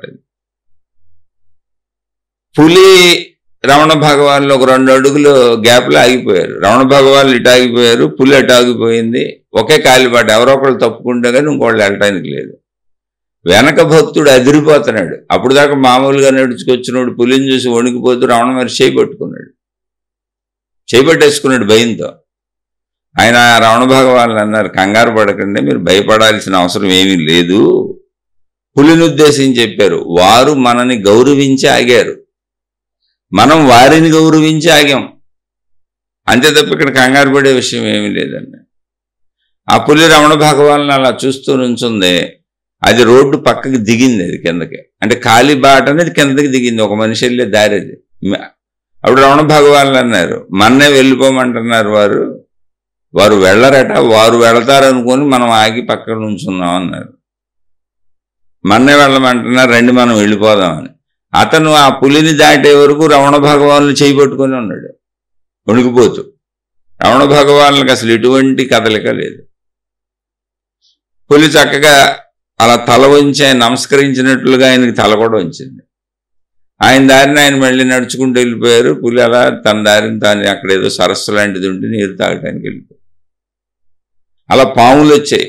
ఒక సందర్భంలో పాముతో చెప్పారు, భక్తులందరూ పామును చూసి కంగారు పడుతుంటే ఆశ్రమంలో పాము అని రమణ భగవాన్ చెప్పారు, మీరందరూ నన్ను దర్శించడానికి ఎలా వస్తున్నారో వారు కూడా ఎప్పటి నుంచి వస్తున్నారు, మీరు ఇప్పుడే చూశారు, మీరేం కంగారు పడకండి, వారు మీకేమీ హాని చెయ్యరు అని. ఏంటి? పామును ఉద్దేశించి రమణ భగవాన్ పాము దగ్గరికి వెళ్ళి, వీళ్ళంతా భయపడుతున్నారు, మీకు వీళ్ళేమన్నా హాని తలపెట్టొచ్చు, ఎందుకంటే మనుషులు కదా, శరీర భావంలో ఉండి భయపడుతూ ఉంటారు, కాబట్టి మీరు రాకండి, వెళ్ళిపోండి అని చెప్పారు. పాము మెదలకుండా వెళ్ళిపోయింది, మళ్ళీ రాలేదు. ఇవన్నీ మీరు మహిమలు, మాయలు, మళ్ళీ గారడీలు, మంత్రాలు, యంత్రాలు, తంత్రాలు అని తీసుకుంటే ఇంకా మీకంటే ఘనులు లేరు. అందులో ఒక సమానత్వపు తాత్వికత. నేను అనంత ఆత్మశక్తిని అన్నప్పుడు పాములో ఉంది అనంత ఆత్మశక్తే, పులిలో ఉంది అనంత ఆత్మశక్తే, ఎవరిలో ఉందైనా అదే అనంత ఆత్మశక్తి, ఉన్నది ఏకశక్తి. అది శరీరాలు మాట్లాడుకుంటున్నాయి అంతే. అంటే ఒకే కరెంటు పాస్ అవుతుంది. కరెంట్ ఎక్కడ ఉత్పత్తి అయిందో అక్కడి నుంచి మొత్తం ఒకటే కరెంటు అన్ని గ్రామాలకి, అన్ని ఇళ్ళకి, అన్ని ఊర్లకి పాస్ అవుతుంది. కరెంట్ ఒకటే, కానీ కొన్ని వందల వేల లక్షల ఇళ్లలో బల్బులు వెలిగిస్తుంది, ఫ్యాన్లు తిప్పుతుంది, ఫ్రిడ్జ్లు పనిచేస్తుంది, హీటర్లు పనిచేస్తుంది, అనేక విరుద్ధ పనులు చేస్తుంది. కానీ కరెంట్ ఒకటే, అనేకంగా విడివిడిగా వెలుగుతున్నాయి, విడివిడిగా పనిచేస్తున్నాయి, కరెంట్ ఒకటే. అలాగే అనంత ఆత్మశక్తి ఒకటే, భిన్నత్వంగా సృష్టిలో కనపడుతుంది అంతే. ఆ విషయం ఎవరికి అర్థమవుతుంది? అక్కడికి వెళ్ళినాక అర్థమవుతుంది. అందుకని తప్పులు ఒప్పులే కాదు, భయం ఏముంది, ఉన్నదంతా నేనేగా, ఒకటే గది. అందుకని మన స్పందనను బట్టి ఎదుటి వాళ్ళ స్పందన ఉంది. మీరు చూడండి, మామూలుగా కూడా మనం మానవ జీవితంలో ఇప్పుడు మనం మంచిగా ఉంటే ఎదుటి వాళ్ళు మంచిగానే ఉంటారుగా, మన బట్టాక ఎదుటి వాళ్ళు స్పందించేది. చాలా చోట్ల చాలా సమయాలలో మనం మంచిగా ఉంటే అంత మంచిగానే ఉంటుంది. ఎక్కడైనా అరుదు సంఘటనలు వేరు తీసేయండి. అంటే కొంతమంది పిచ్చోళ్ళు, ఇప్పుడు ఏ తాగుబోతాడో ఎదురుపడ్డాడు, మనం ఎంత మంచిగా ఉన్నా అడిగేం తెలుసు. లేదా ఒక పిచ్చోడు ఉంటాడు, ఒక వ్యసనపరుడు ఉంటాడు, ఒక డబ్బు పిచ్చోడు ఉంటాడు, ఓ అహంకారం ఉంటాడు. అవజవట్లేదు. క్యాజువల్గా వీలున్నంత వరకు మంచిగా ఉన్న వాళ్ళ జోలికి అసలు ఎవరు రారు, వాళ్ళకి తిరిగి మంచిగా వస్తుంది అంట. అందుకే మంచిగా ఉండండి, ధర్మంగా ఉండండి అని అనాదిగా ఆధ్యాత్మిక చెబుతూ ఉంటుంది. నీ యాక్షన్సే నీకు తిరిగి వస్తాయి. అది మామూలు శరీర భావంలో ఉన్న మనిషికే నువ్వు చేసింది నీకు తిరిగి వస్తుంది, నువ్వు చేసిన మంచి చెడుల కర్మఫలాలు నువ్వు అనుభవించాలి అని శరీర భావంలో చెబుతున్నప్పుడు, అనంత ఏకాత్మ భావంలోకి వెళ్ళినప్పుడు, అంటే ఒక సామాన్యుడే తను చేసింది తాను తిరిగి అనుభవించాల్సి వచ్చినప్పుడు, అనంత ఏకాత్మ భావనలోకి వెళ్ళిపోయిన వాడికి మొత్తం నేనే అన్నప్పుడు ఇంకా చేయటానికి అసలు క్రియ ఎక్కడ ఉంది? క్రియ లేనప్పుడు, అసమానతలు లేనప్పుడు తప్పొప్పులు ఎలా కనపడతాయి? భావ ఏకత వచ్చేసింది, భావ ఐక్యత వచ్చేసింది, ఉన్నదంతా ఒకటే. ఇప్పుడు నేనే ఉన్నాను. మన శరీరం తీసుకోండి ఉదాహరణకు, పోలికకి మీకు అర్థం అవడానికి చెబుతున్నా. మన శరీరంలో మొత్తం శరీరం అంతా ఉంది, కాళ్ళ నుంచి తల వరకు, కానీ అవయవాలు వేరువేరుగా ఉన్నాయి. కాళ్ళు, చేతులు, అన్ని పేర్లు వేరువేరుగా ఉన్నాయి. ఇప్పుడు ఏది తప్పు చేసింది? మోకాళ్ళ నొప్పులు వచ్చినాయి అనుకోండి, మోకాళ్ళు తప్పు చేసినాయా? అరుకాళ్ళ నొప్పులు వచ్చినాయి అనుకోండి, అరికాళ్ళు తప్పు చేసినాయా? కడుపు నొప్పి వచ్చింది అనుకోండి, కడుపు తప్పు చేసింది. ఏది తప్పు చేసింది? ఏది రైట్ చేసింది? ఏది వచ్చినా నాకు వచ్చింది, మొత్తంగా నాకు వచ్చింది. ఏ నొప్పి వచ్చినా మొత్తంగా నాకు వచ్చింది, ఏ సుఖం వచ్చినా మొత్తంగా సుఖం నాకు వచ్చింది. అంతే తప్ప ఒక అవయవం ద్వారా, అంటే పంచేంద్రియాలు విడివిడి అవయవాలు, ఒక అవయవం ద్వారా పొందే సుఖం ఆ అవయవమే పొందింది, మాకు దక్కలేదని పక్క అవయవాలు వాటితో ఘర్షణ పడవు. ఇప్పుడు కన్ను ఆనందంగా చూస్తుంది అనుకోండి, ముఖ్య వెళ్ళి దాంతో పోటీ పడి ఘర్షణ పడదుగా. అది మొత్తంగా నేను ఆనందిస్తున్నాను, మొత్తంగా శరీరంగా నేను ఆనందిస్తున్నాను, మొత్తంగా శరీరంగా నేను దుఃఖపడుతున్నాను. శరీర భావన అది. అనంత ఆత్మశక్తి భావన ఇలాగే ఉంటుంది, కానీ అందులో దుఃఖం ఇంకా లేదు. గాఢ నిద్రాస్థితి ఎలా ఉందో అలా ఉంది. గాఢ నిద్రాస్థితి ఆనందంగా ఉందా, బాధగా ఉందా? అందరికీ ఆనందంగానే ఉంటుంది, పరిశీలించుకుంటే కానీ అర్థం. ఆనందం లేదు అసలు ఎందుకు పడుకుంటాం మనం? పడుకోంగా, ప్రయత్నమే చేయం, ఆనందంగా ఉంటుంది. అలా ఏకత్వ భావన వచ్చినప్పుడు మంచి లేదు, చెడు లేదు, భయము లేదు, ఏముంది? అసలు ఏముందన్న భావన కూడా లేదు, హాయిగా ఆనందంగా ఉంటుంది. ఏముందని చెప్పాలంటే ఇంకొకళ్ళు ఉండాలి, అక్కడ వేరే వాళ్ళు ఉండాలి. వేరే వాళ్ళు ఉంటారు అన్న భావన లేదు. కనపడతా ఉండొచ్చు మొత్తం నా శరీరంగాల్లాగా, మొత్తం నేనులాగా. ఒకే చెట్టుకున్నటువంటి అనేక కొమ్మలు. చెట్టు వేళ్లతో మొదలవుద్ది భూమిలో. వేళ్ళు కనపడవు అనుకోండి, వేళ్ళు కాండం. ఆ కాండం నుంచి విడిపోయిన అనేక కొమ్మలు, అనేక కొమ్మలకున్న అనేక ఆకులు, అదే కొమ్మలకున్న అనేక పువ్వులు, అనేక కాయలు, అనేక పళ్ళు, రకరకాలుగా విస్తరించిపోయిన చెట్టు. కానీ మొత్తంగా అది చెట్టు. అలాగే మొత్తంగా మన శరీరం ఎన్నో అవయవాలు, కోటాను కోట్ల కణజాలం. మనకు అదేం తెలియదు. మొత్తంగా నేను బాగున్నాను, లేదా మొత్తంగా నేను బాగోలేను, నాకు నొప్పిగా ఉంది, నాకు సుఖంగా ఉంది. అలా ఏకత్వ భావన శరీరంలో ఎలా ఉందో విడివిడి అవయవాలున్నా అనంత ఆత్మశక్తి భావన కలిగినప్పుడు ఏకత్వ భావన వస్తుంది. అన్ని విడివిడిగా కనపడుతూ ఉంటాయి. కానీ అన్నింటినీ కలుపుతూ ఉన్నటువంటి ఆత్మశక్తి అనుభవం అయిపోయింది. ఎక్కడ ఏకత్వ సమత్వ భావన ఉంటుంది. ఇక మంచి లేదు, చెడు లేదు, భయం లేదు, బాధ లేదు, దుఃఖం లేదు. ఏముంది? ఆనందంగా ఉంటుంది. ఆనందం ఉందని ఎలా చెబుతారు అంటే వస్తువులతో వచ్చే ఆనందం కాదు, ఇంద్రియాలతో వచ్చే ఆనందం కాదు, శరీరంతో వచ్చే ఆనందం కాదు. అది గాఢ నిద్రాస్థితిలో కలుగుతున్నటువంటి ఆనందం. ఏమీ లేకుండా, నేనన్న శరీర భావన కూడా లేకుండా, వస్తువులు లేకుండా, మనుషులు లేకుండా, అసలు నేనన్న శరీర భావన లేనప్పుడు ఇంకా అవి ఎక్కడ ఉన్నాయి? కానీ నిద్ర ఎలా ఉంది? హాయిగా ఉంది, సుఖంగా ఉంది, సంతోషంగా ఉంది. అందుకని నిద్రకి అందరం ప్రయత్నిస్తాం. దాన్నే సచ్చిదానందం. అది మెలకువలోకి వచ్చినప్పుడు నిజమైన ఆనందం అన్నారు. సచ్చిదానందము, పరమానందము, ఆత్మానందము అనేక పేర్లు పెట్టారు దానికి. ఊరికి అవన్నీ పేర్లే. మీరు పేర్లు పట్టుకు వేలాడకండి. పేర్లన్నీ మళ్ళీ ఏదో మతానికి సంబంధించి, మార్గానికి సంబంధించి, ఆ పుస్తకాన్ని మన మతంలో లేవు, మన దేవుడు చెప్పలేదు, అవి మన పదాలు కాదు అని అనిపిస్తుంది. కాదు, ఈ మతాలన్నీ వివిధ దేశాల్లో ఏర్పడినాయి. ఈ మత గ్రంథాలన్నీ వివిధ దేశాల్లో వివిధ ప్రాంతాల్లో ఏర్పడినాయి. అక్కడ భాషలు, అక్కడ పదాలు అవి ఉపయోగించారు. అవి భిన్న భిన్నంగా ఉంటాయి. ఈ మతాలను ఆచరించే వాళ్ళు కూడా అక్కడ భౌగోళిక పరిస్థితులను బట్టి ఆ డ్రెస్సులు, ఆ వేషధారణలో అలా వేసుకున్నారు. తర్వాత కాలగమనంలో కొన్ని వందల వేల సంవత్సరాలు గడిచినాక విమానాలు, రైళ్లు, బస్సులు ఇవన్నీ కనుక్కొని మానవ సమూహాలన్నీ అందరూ కలిసి ఎక్కడ ఏ దేశంలో అయినా అందరూ బతికేలా ఏర్పాట్లు వచ్చినాయి. అందుకని అన్ని మతాలు అన్ని అందరూ కలిసి జీవించడం వచ్చేసింది. అందుకని విడివిడోళ్ళందరూ ఒకే చోట కలిసి జీవిస్తున్నప్పుడు విభిన్న మతాలుగా, విభిన్న మార్గాలుగా, విభిన్న దేవుళ్ళు, దేవతలుగా, విభిన్న పద్ధతులుగా అనిపిస్తుంది. కానీ ఈ విభిన్నత ఏర్పడింది విభిన్న ప్రదేశాల్లోనే. అప్పటికి సౌకర్యాలు లేవు. అందుకని ఎవరు భౌగోళిక పరిస్థితుల ప్రకారం వాళ్ళు ఏర్పాటు చేసుకున్నారు. మతాలన్నీ అలా ఏర్పడినాయి. ఎక్కడెక్కడెక్కడెక్కడో దూర ప్రాంతాల్లో ఏర్పడినాయి. అసలు తెలియదు, ఒకళ్ళకి సంబంధం లేదు. భాషలు వేరు, మతాలు వేరు, కట్టుబొట్టు తీరుతెన్నులు వేరు, ఆహారపు అలవాట్లు వేరు, జీవన శైలి వేరు. కానీ శరీర పంచేంద్రియాలు, శరీరము, పనితీరు ఒకటే అందరికీ. అందుకని చక్కగా విషయాన్ని అర్థం చేసుకోండి. తప్పు ఒప్పు లేవు కదా అని మనం అనడానికి సరిపోము. నేను చెబుతున్నా కదా, నాకు అసలు ఏమి తెలియదు. శరీరపరంగా నాకు మొత్తం సామాన్యుడలాగా నేను అంతే.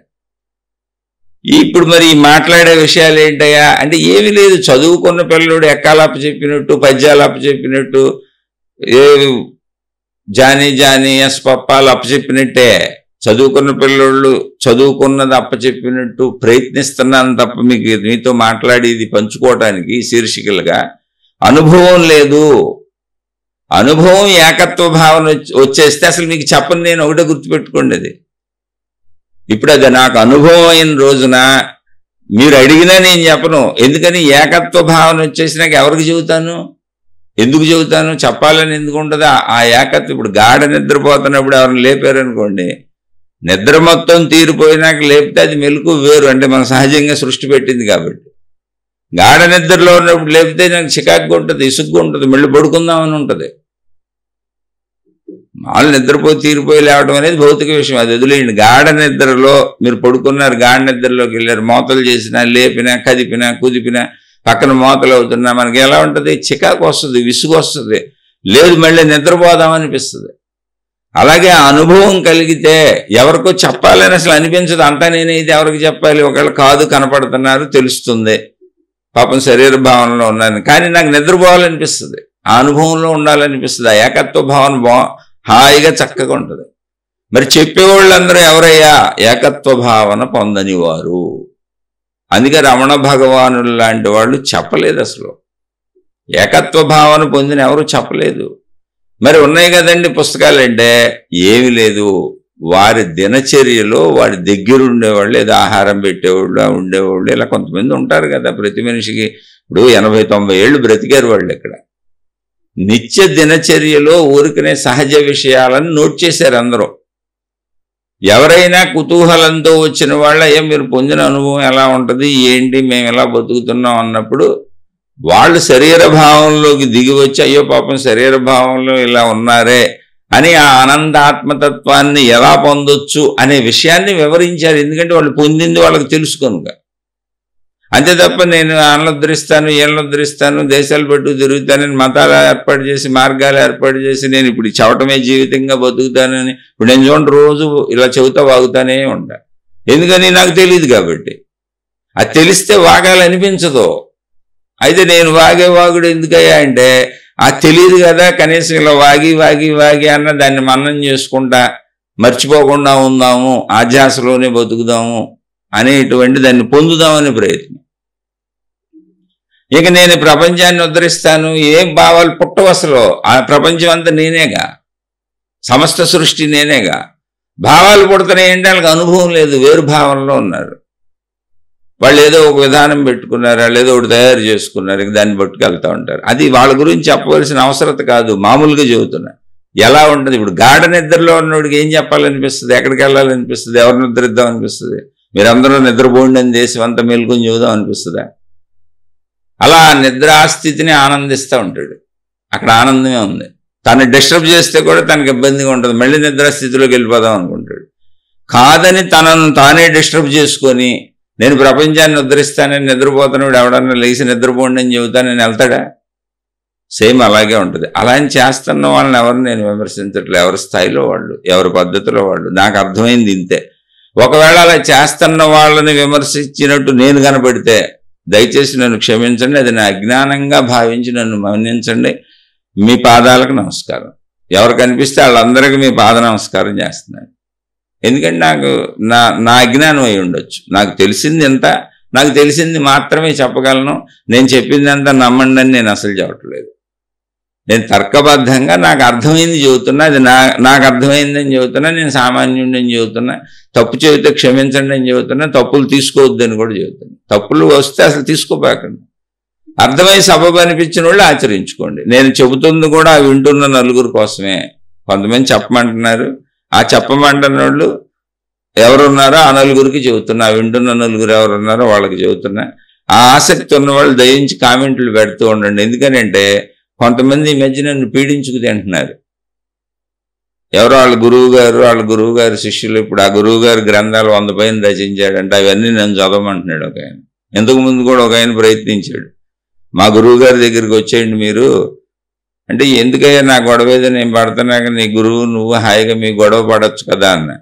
లేదండి, మీలాంటి ఒక్క ఆయనని మారిస్తే మేము వేల లక్షల మందిని మాకు అనుకూలంగా మార్చేసుకుంటాం, ఎందుకంటే మీరంతా మా గురువు గారిదే చెబుతారు కదా అంటున్నాడు. ఇలా కొంతమంది అమ్మట పడుతున్నారు. అంటే ఇదేంటంటే ఒక విధానం. ఇది ఎలాంటి విధానం అంటే ఇప్పుడు ఈ చెబుతున్న వ్యక్తికి ఎంతమంది సబ్స్క్రైబర్స్ ఉన్నారు ఇవి చూసుకుంటారు. చూసుకొని వాళ్ళ ఇందులో చూపిస్తారు, ఈ కామెంట్ల రూపంలో వీటిల్లో వచ్చి మా గురువు, మా ఇది, మా దేవుడు అంటే. పాపం అలా గురువులు ట్రైనింగ్ ఇస్తున్నారు. వాళ్ళు ఏం చేస్తారు, ఎవరు నమ్మింది వాళ్ళకి సత్యంగా చెప్పి ఇప్పుడు ఇందులో కొంతమంది అయినా అందులోకి ఆకర్షించబడతారేమో అనేటువంటి ఒక ప్రాపగాండా. పాపం అంటే అది అసలు ప్రాపగాండా అనే ఇంకా ప్రచార పర్వానికి చెప్పేది ఏముంది. ఎన్ని రకాలైనా చేస్తాడు అమ్ముకోవాలని. ఇప్పుడు సబ్బు అమ్ముకోవాలనుకోండి ఎన్ని ప్రయత్నాలు ఏం చేస్తాం. అలా పాపం నన్ను కొంతమంది ఎంటపడుతున్నారు. వాళ్ళకి చెబుతున్నా, అయ్యా మీకు నమస్కారం, నేను సామాన్యుడిని, నేను ఎక్కడికి రాను, ఏ గురువు దగ్గరికి రాను, అన్నీ తిరిగేసి చూసేసి వదిలేసి వచ్చి కూర్చోను. ఇంకా మీరు ఇలాగే నన్ను పీడించుకు తిన్నారనుకో, ఆయనే నలుగురికి కూడా చెప్పటం మానేయడం తప్ప నాకు ఇంకో దారి లేదు. అందుకని చక్కగా నేను ఎవరి కోసం చెప్పట్లా, అసలు నేను ఎవరిని ఉద్ధరించాలనుకోవట్లే, అసలు నేనేదో అవ్వాలనుకోవట్లే. నేను చాలా సామాన్యుడిని. నన్ను నేను ఉద్ధరించుకోవటం కోసం, నాకు సజ్జన సాంగత్యం, కాసేపు కాలక్షేపం కోసం నేను మొత్తం ఉన్న సమయాన్ని ఏ ధ్యానంలోనో, ఏ సమాధిలోనో, ఏ తపస్సులోనో గడపలేకపోతున్నాను.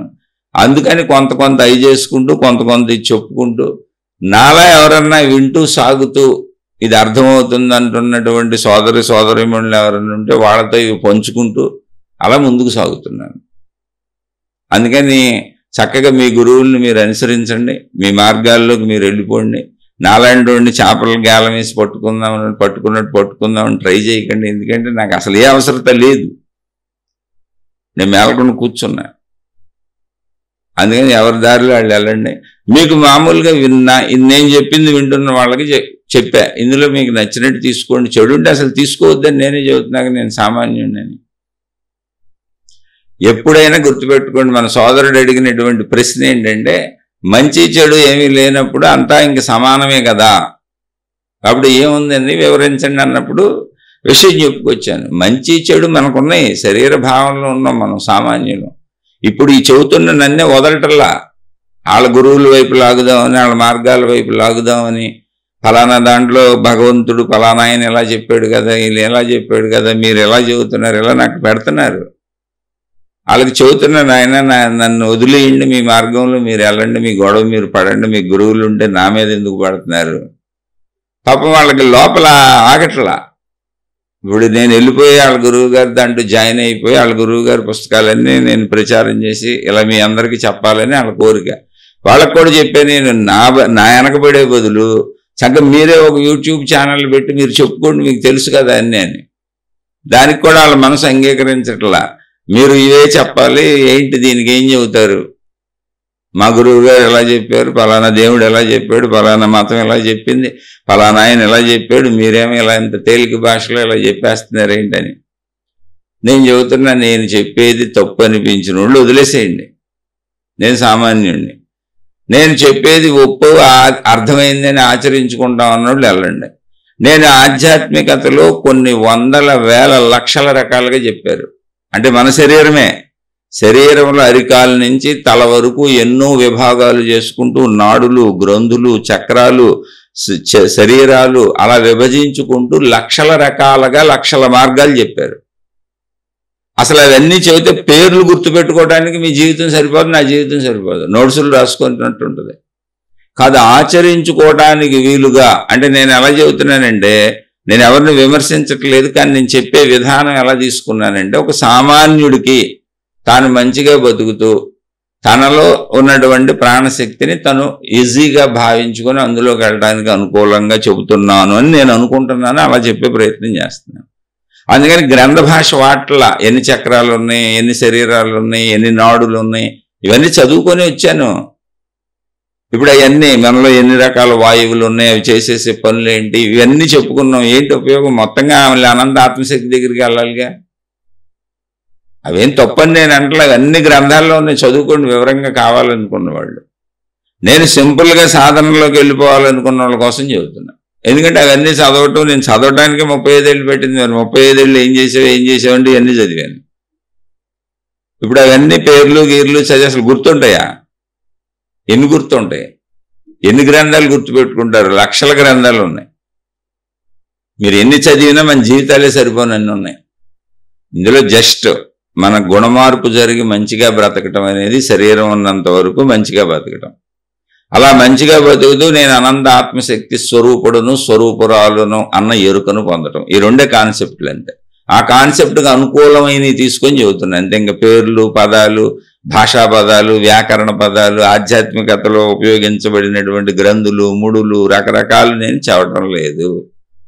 అవన్నీ చదవటానికి 35 ఏళ్ళు పట్టింది. నాకు అది తెలిసే చదవట్లా. కావాలని ఎందుకు ఇప్పుడు మళ్ళీ వీళ్ళందరికీ 35 ఏళ్ళు పట్టుద్ది. కొంచెం వీళ్ళన్నా దీన్ని నాకంటే ముందుకెళ్ళి సాధన చేసుకుంటారేమో అర్థమవుతున్న వాళ్ళు అని తేలిగ్గా చెబుతుంది. సాధన చేసుకోకపోయినా పర్వాలేదు, మీరు మంచిగా బతికినా చాలు, అదే సాధన. మంచిని మించిన సాధన లేదు, అది మిమ్మల్ని తీసుకెళ్ళిపోద్ది. మీరు మంచి అనే సాధనని మీరు భౌతిక జీవితంలో చేసుకుంటా ఉంటే అది అనంత ఆత్మ వరకు దారేసుకెళ్ళిపోద్ది. ఎందుకంటే మంచి అనే దారే అది. శరీరంతో మంచి, మనసుతో మంచి, ఆలోచనలు, బుద్ధి అన్నీ మంచి. అక్కడి నుంచి మంచి ఇంకా నెక్స్ట్ ఏముంది? ప్రాణశక్తి ఉంది. శరీరం తర్వాత ఏముంది? మనసు ఉంది లోపల. మనసు దగ్గర ఏముంది? బుద్ధి ఉంది. మనసు రకరకాలుగా తిప్పుతుంది కాబట్టి శరీరాన్ని పట్టుకొని ప్రపంచంలో తిరుగుతున్నాం. కానీ మంచిగా తిప్పింది అనుకో, ప్రపంచంలో ఎక్కువ తిరగం, లోపలికి వచ్చేస్తాం, పని అయిపోద్ది. చాలా తక్కువలో పని అయిపోద్ది. బతకడానికి అవసరాల్లో తక్కువలో పని అయిపోద్ది. అక్కడి నుంచి మనసు బుద్ధి బ్రహ్మాండంగా మంచిగానే ఉన్నాయి, ఇంకా బయటకు వెళ్ళే పని లేదు. అందుకని లోపలికి తిరిగిపోద్ది. లోపల ఏముంది? మనసుని బుద్ధిని శరీరాన్ని నడిపే ప్రాణశక్తి ఉంది. టక్కన వచ్చేస్తావు అక్కడికి. ఆ దారది అంతే, సింపుల్. వాదోపవాదాలు పెట్టుకోవాలి. నువ్వు అది చెప్పావు, నువ్వు ఇది చెప్పావు, మేము అంత పండితులు, మా పుస్తకాలు ఇవి, మా గ్రంథాలు ఇవి, మా దేవుళ్ళు ఎలా చెప్పారు, మా గురువులు ఎలా చెప్పారు అంటే, నాయన అసలు మీ దేవుళ్ళు సూపరు, మీ గ్రంథాలు సూపరు, మీ మతాలు సూపరు, మీరు సూపరు. నేను ఎవరిని కాదన్నాను. నేను వీళ్ళందరినీ ఇలా ఎత్తుక్కుంటానే వచ్చానని చెబుతున్నాక అందరినీ గౌరవించుకుంటూనే వచ్చాను. కానీ నేను చెప్పదలిచిన విధానం ఇది. ఒక సామాన్యుడికి, ఒక చదువు లేని వ్యక్తికి నీవు ఉపయోగించే భాషా పదాలు, పెద్ద పెద్ద పదాలు ఉపయోగించకుండా సామాన్యంగా అర్థం అవ్వాలన్న ఉద్దేశంతో ఒక సామాన్యుడికి చెబుతున్నా. నేను నాలాంటి సామాన్యుడికి. నేను పండితులకి చెప్పటల్లా, జ్ఞానులకి చెప్పటల్లా, చదువుకోగలిగిన వాళ్ళకి చెప్పటల్లా, గ్రంథాలు చదువుకోగలిగిన వాళ్ళకి చెప్పటల్లా. వాళ్ళు ఎలాగ చదువుకుంటారుగా, ఉన్నాయిగా గ్రంథాలు. నేను ఎటువంటి చదువు రాని మూలన కూర్చున్న ముసలమ్మకి చెవులో కనబడితే చాలు. ఏ చదువు రాని, ఏ గొర్రెలో గేదెలో కాచుకుంటున్నటువంటి గొర్రెల కాపర్లకి, గేదెల కాపర్లకి ఎవరున్నారో స్త్రీలో పురుషులు, ఏ కూలి పనులు చేసుకునే వాళ్ళకి జస్ట్ ఇప్పుడు అందరి దగ్గర ఫోన్లు ఉన్నాయి. ఊరిని అలా వింటే వాళ్ళకు కొంచెం అవగాహన వచ్చి మేము మంచిగా బతకాలి, మేము కూడా ఆత్మజ్ఞానాన్ని తెలుసుకోవచ్చు అనేటువంటి అవగాహన కల్పించడం కోసం చెబుతున్నాను. నా జీవిత పర్యంతం ఇదే ప్రయత్నం ఉంటుంది. అందుకని నేను గ్రంథ భాష వాడను. అలానే గ్రంథాలు కూడా చెప్పే ప్రయత్నం చేస్తున్నాను. అయితే ఎక్కువ నేను ఈ కాన్సెప్ట్లోనే వెళ్తాను. ఎందుకనంటే ఆ గ్రంథాలలో నా జీవితకాలం 35 ఏళ్ళు వెళ్ళిపోయింది. నాకు ఇలా అనిపించింది, ఇలా చెబుతున్నా. తప్పుంటే తీసుకోకుండా మళ్ళీ చెబుతున్నా. మరొక్కసారి నేను మాట్లాడుతున్నప్పుడు నేను మహిమలు, మాయలు ఇవన్నీ నమ్మొద్దని చెబుతాను. అనేక విషయాలు, తాళ్ళు తాయెత్తులు ఇవన్నీ పరిగెత్తకండి అని చెబుతాను. ఎందుకంటే నిన్ను రక్షించేది ధర్మో రక్షతి రక్షితః అని చెప్పారు మహాత్ములు. నువ్వు ధర్మంగా ఉండు, ధర్మమే నిన్ను రక్షిస్తుందని చెప్పారు. అంతే తప్ప తాళ్ళు తాయెత్తులు రక్షిస్తాయని, వాస్తులు రక్షిస్తాయని, జాతకాలు రక్షిస్తాయని, జ్యోతిష్యాలు రక్షిస్తాయని, గ్రహశాంతులు రక్షిస్తాయని చెప్పలేదు ఎక్కడ. అసలు కొటేషన్ ఏంటి చెప్పండి? మొత్తం మానవాళికి ధర్మో రక్షతి రక్షిత, సర్వే జన సుఖినో భవంతు అని కోరుకోమన్నారు. అందరూ బాగుండాలని కోరుకోమన్నారు. ఎప్పుడు మంచిగానే ఉండు, నీ మంచి నిన్ను కాపాడుతుంది అన్నారు. నువ్వు చెడు చేసిపోని ఒకవేళ అన్నీ రక్షిస్తే, నువ్వు చెడ్డవాడివైతే ఎందుకు రక్షిస్తే నిన్ను ఆ తాళ్ళు తాయెత్తులు, గ్రహాలు, జాతకాలు, జ్యోతిషులు? నువ్వు చెడ్డదానివి, చెడ్డవాడివైతే ఎలా రక్షిస్తే నిన్ను? అయ్యేనా చెడ్డవాళ్ళని రక్షించేస్తాయా? నువ్వు మంచివాడివి అయితే అసలు నీకు రక్షించాల్సిన అవసరం కూడా లేదు. నువ్వు మంచిదానివి అయితే నీకు రక్షణ అవసరమే లేదు. నీ మంచి నేను రక్షిస్తుంది. ఎందుకని నీతో అందరూ మంచిగానే ఉంటారు కాబట్టి. ఇది నా విధానం, నా పద్ధతి, అంటే నా ఆలోచన విధానం. నచ్చిన వాళ్ళు వినండి, నచ్చని వాళ్ళు దయచేసి నన్ను క్షమించి వదిలేయండి. మీరు మీ మార్గాల్లో వెళ్ళిపోండి. నా కామెంట్లు పెట్టి నన్ను మార్చేద్దామని ప్రయత్నించకండి. అసలు నేను ఎవరిని కలవను. నా జీవిత కాలం ఇలా సాగిపోద్ది మౌనంగా. నాకు అనుభవం అయ్యే వరకు కొంచెం ఓపుకుంటే ఇలా చెబుతాను. నాకు అనుభవం అయితే అసలు నేను చెప్పను. మీరు ఎప్పుడు గుర్తుపెట్టుకోండి. అంటే నేను చెప్పనంటే నేను చెప్పనని కాదు, అనుభవం అయినోడు ఎవడు చెప్పడు. అదేదో సామెత ఉంది, మురిగే కుక్క కరవదని. నాబోటి మురిగే కుక్కలన్నిటికీ అనుభవం అవ్వలేదని అర్థం. కరుద్దాం అనుకున్న కుక్క సైలెంట్ కూర్చుంటుంది, దగ్గరికి వచ్చినాక వెక్కబట్టుకుంటుంది అంతే. సత్యం తెలిసి అనుభవం అయిన వాడు అంత సైలెంట్గా చక్కగా ఉంటాడు. నాకు సత్యం తెలియలేదు, తెలుసుకునే ప్రయత్నంలో వాగుతున్నాను, దయచేసి క్షమించండి. ఎవరో నేను నచ్చని వాళ్ళు, ఆ నచ్చి అర్థమవుతున్న వాళ్ళు సోదర సోదరిమణులు చక్కగా హాయిగా తీసుకోండి. మీరు కామెంట్లో పెట్టండి. మాకు అర్థమవుతుంది అనేవాళ్ళు ఉన్నంత వరకు నేను తప్పకుండా చెప్పే ప్రయత్నం చేస్తూనే ఉంటాను. శుభమస్తు. మీకు, మీ కుటుంబ సభ్యులకు మేలు చేకూరుగాక. మరొక కొత్త శీర్షికతో కలుసుకుందాం. మీ అభిప్రాయాలను చక్కగా కామెంట్ల రూపంలో తెలియచేయండి. ఈ చెప్పిన శీర్షికల్లో ఏదైనా మీకు సందేహాలు ఉంటే, ఎవరో సాధన చేస్తున్న వాళ్ళు, వింటున్న వాళ్ళు, ఈ మార్గం మాకు అర్థమవుతుంది మేము వెళుతున్నాం అంటున్న వాళ్ళు ఉంటే ప్రశ్నల రూపంలో అడగండి. నువ్వు అలా చెప్పావు, నువ్వు ఇలా చెప్పావు, ఆ గ్రంథంలో ఎలా ఉంది, ఈ గ్రంథంలో ఎలా ఉంది, మా గురువు గారు అలా చెప్పారు, మా గురువు గారు ఎలా చెప్పారు అనుకున్న వాళ్ళు మీరు ఒక సొంత యూట్యూబ్ ఛానల్ పెట్టుకోండి, లేదా మీరు ఒక గ్రూప్ తయారు చేసుకోండి. చక్కగా ఆల్రెడీ మీ గ్రూపులు ఉంటే వాళ్ళందరికీ బోధించుకోండి. ఎందుకు పాపం ఇందులోకి వచ్చి మీరు కష్టపడటం? మీతో నేనేం వాదోపవాదం కూడా పెట్టుకోను, మీకు నేనే సమాధానం చెప్పను. ఏముంది చెప్పడానికి? అంతు లేని విషయం ఇది. నేను ఒకటి చెబితే నువ్వు 100 చెబుతావు. నువ్వు 100 చెబితే నేను 100 చెప్పే ఓపిక నాకు లేదు. ఎందుకు ఈ గొడవ మనకి? మీకు నమస్కారం. శుభమస్తు. మరలా మరొక కొత్త శీర్షికతో కలుసుకుందాం.